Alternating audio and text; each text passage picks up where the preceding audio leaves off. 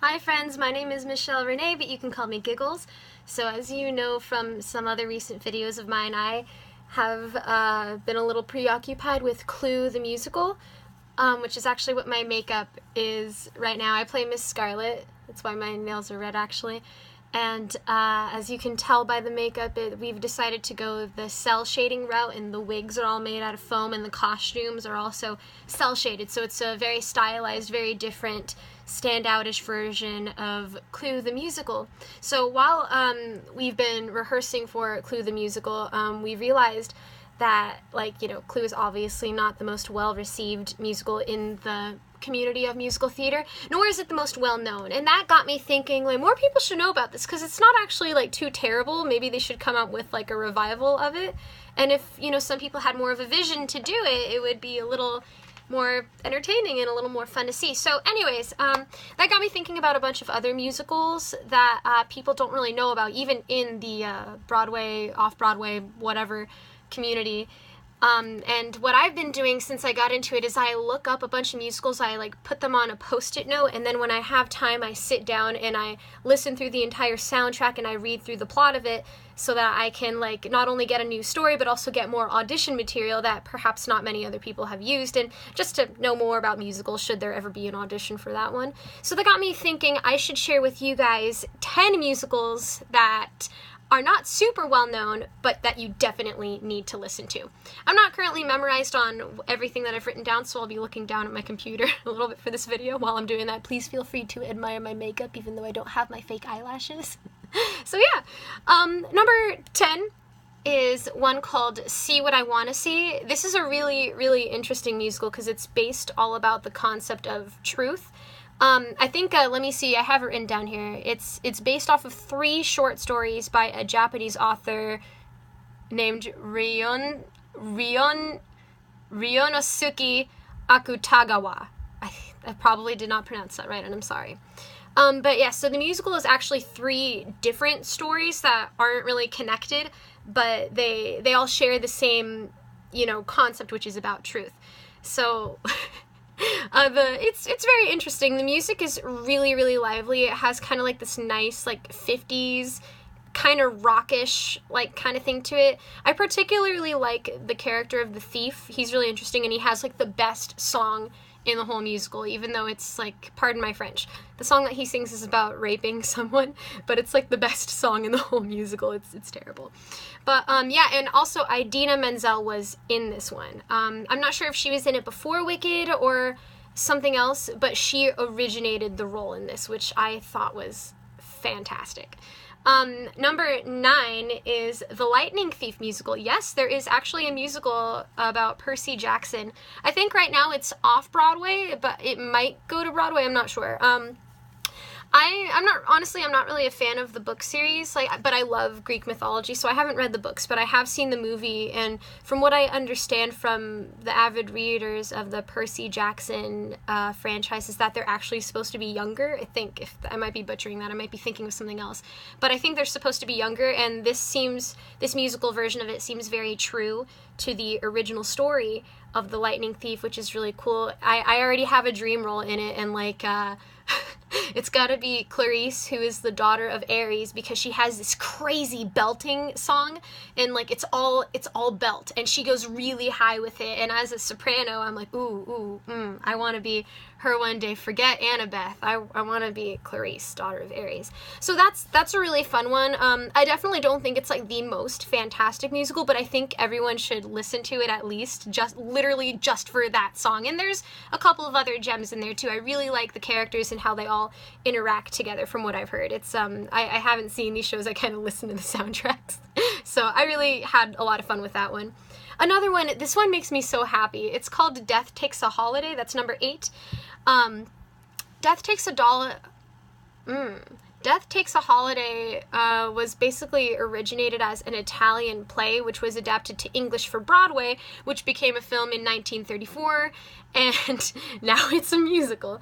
It's basically this very romantic melancholic and adorable musical about death, or the Grim Reaper, whatever you want to call him, and he falls in love with this woman, so he tries to, he does become human, he kind of takes someone's role on Earth, and he tries to woo her, and he also is kind of just trying to understand how people work, how humans live the way that they do. And it's really cute. There's this one song called Alive, and he's singing about how he's so happy to, like, be alive. Like, he's like, oh, I slept last night. And he's like, today I'm having eggs, you know? And it's such, like, a joyful, happy song. And every time I put it in my car, it just makes me really happy. I could be having the worst day, and he starts singing about being on a holiday. It's so cute. I just stinking love it. Another one, number 7, it's called Tuck Everlasting. So from my understanding, a lot of people know about Tuck Everlasting, but I never really hear it in conversation.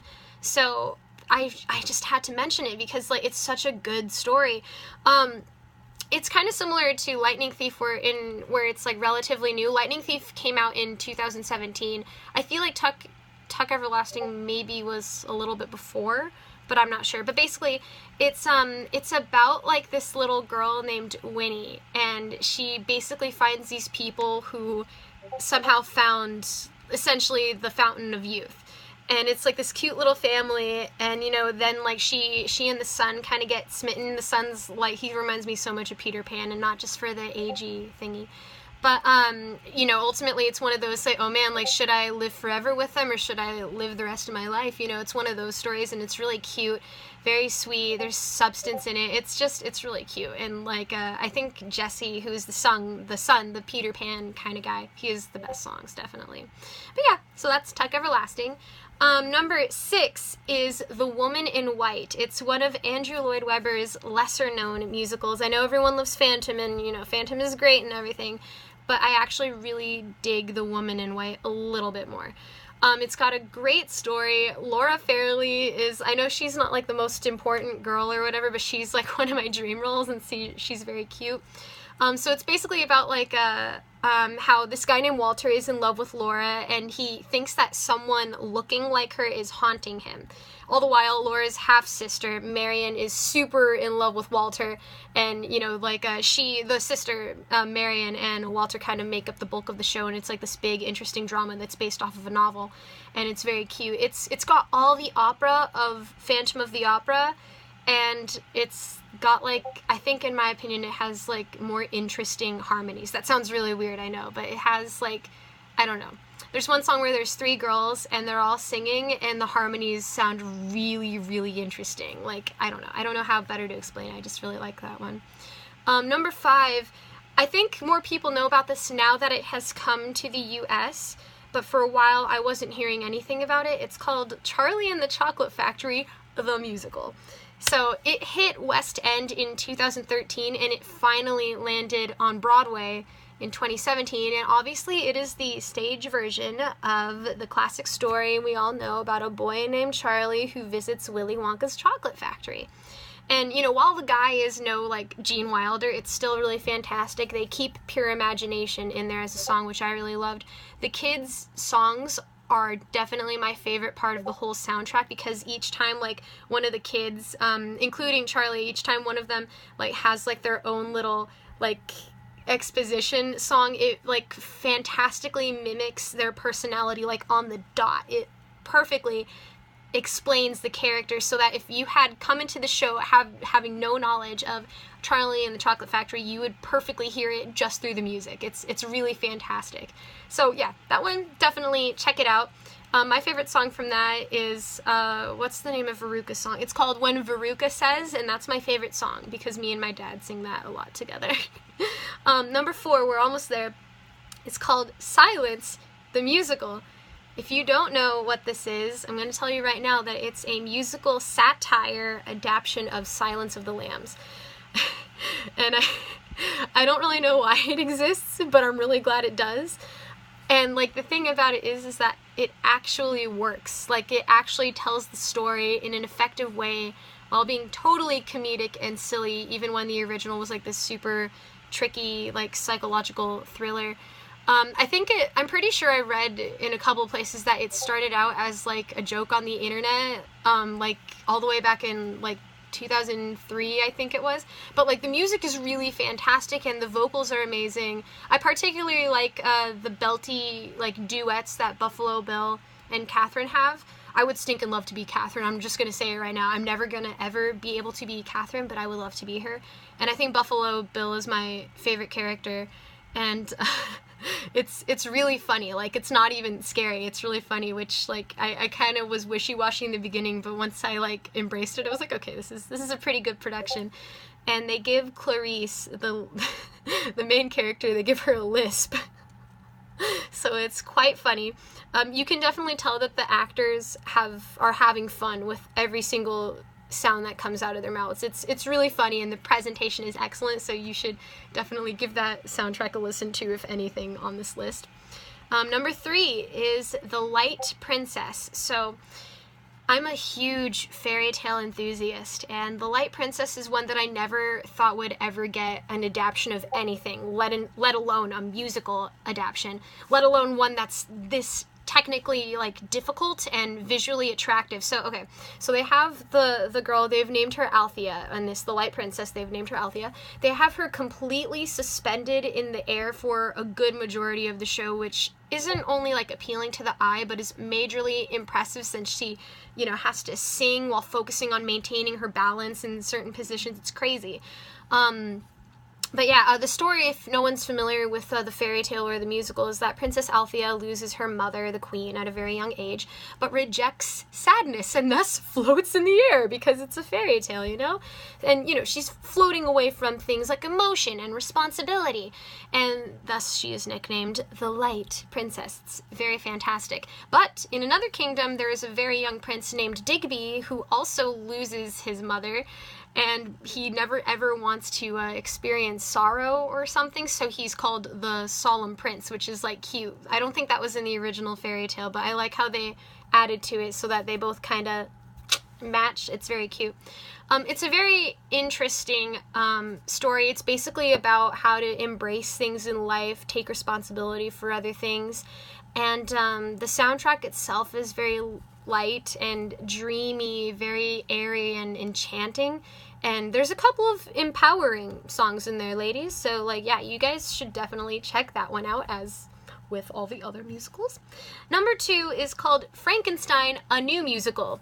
No, not to be confused with Young Frankenstein, the musical, even though I love Young Frankenstein.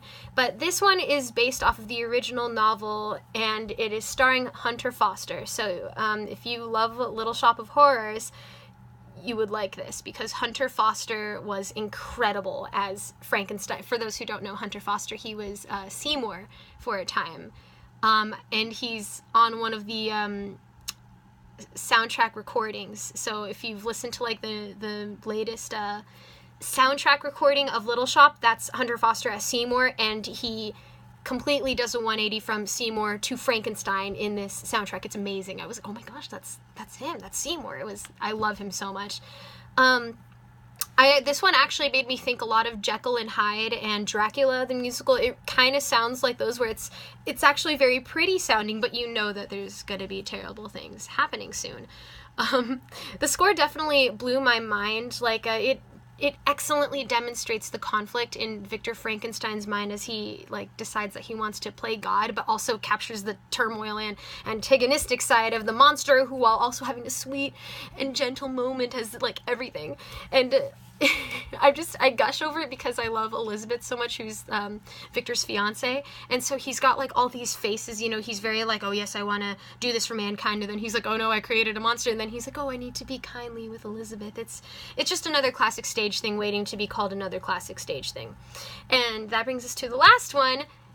Number 1, you guys are gonna pee. It's called Death Note, the musical. So like Silence, I never would have thought that I would get to say I've listened to a musical about Death Note. It's a manga turned anime turned musical. and I'm sure there's other versions of it too. It's basically about a high school student named Light Yagami who gets a hold of a Death Note, which is a book that if you write someone's name in it, they will die. There's complications to it because I love the anime and I love it, but that's for you guys to kind of, I guess, study or look up or invest in. And so I heard that this was a musical, and I wasn't sure what to think about it. I was like, could then an anime to musical adaptation work? But I listened to it, and it's like a really fantastic soundtrack. Like, I love all the other musicals that I've listened to. I haven't listened to as much as I've listened to Death Note, the musical. It's crazy. And I don't think it's, like, been staged yet. It's been staged in Japan and Korea. I'm pretty sure it's been in Korea. But it hasn't really come here yet. It's, like, become a concept album in English, so that I think people are considering it for Broadway, but I think a lot of people in America are like, anime? I don't know. Could we make that? So it's in English. There's like an English soundtrack of it, but they haven't staged it here yet. But I really hope that they do because I want to be Misa really badly. But yeah, it's definitely like a gorgeous score. It's very smooth. It's very, very true to the original story. It's intense when it needs to be, and it's very slow and soft when it needs to be. It's very fantastic, and honestly, my only problem with it is just that it's not on Broadway yet, because that needs to happen. But yeah, aside from that, go see any version of Clue, because that's fun.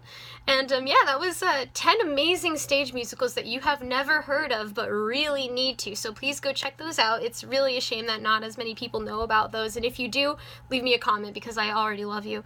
And yeah, if you guys like end up listening to those, let me know if you find a good song that you think would be like fun to audition with, because that's what I listen to those for too. So yeah, thank you guys so much for watching. Please come back for more theater talks, and I hope that you guys have a fantastic day. Bye!